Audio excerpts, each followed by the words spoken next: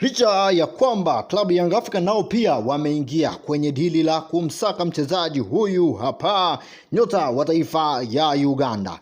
Klabu ya Simba Sport wako mbele ya muda, wako systematic kweli kipindi hiki cha usajili wa dirisha dogo, na hii yote ni chachu kubwa ya kuonesha ni kwa namna gani wameamua kujipanga katika dirisha hili dogo la Januari kuhusu usajili wa nyota wa Uganda Allan Okello. Sasa mambo yako hivi kwenye dili la Allan Okello.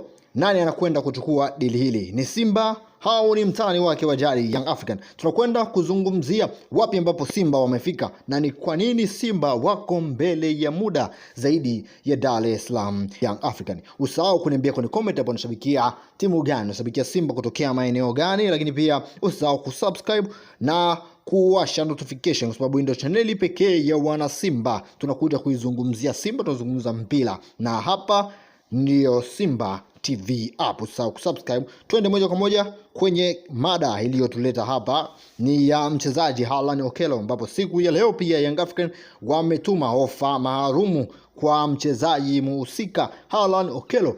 Licha ya Young African kufanya hivyo, mazungumzo ya moja kwa moja, klabu ya Simba Sport walianza kwa kufuata utaratibu unaohitajika kwa sababu mchezaji yupo chini ya mkataba. Walizungumza na wawakilishi wake, lakini pia wakaenda kuzungumza na klabu yake ya Vipers ambao waliwapa green light za kuzungumza moja kwa moja na mchezaji na wakakubaliana malipo na kila kitu. Kilichokuwa kijakamilika ni kukubaliana ni kiasi gani anakwenda kupokea Allan Okello kwa mwaka au kwa mwezi akiwa hapa Simba Sport. Sasa Young African kujua hilo wakaamua kupitia mlango wa nyuma na wameanza kufanya naye mazungumzo kumwambia ni kiasi gani wanaweza kumpa. Lakini Young African wako nyuma ya muda kwa sababu Allan Okello alikwisha waruhusu wazungumzaji wake au wawakilishi wake kufanya mazungumzo ya mkataba, na hicho ndicho jibu Young African kwamba nasubiri ripoti ya wawakilishi wangu kuhusiana na usajili ambao unaendelea kati yangu mimi na Simba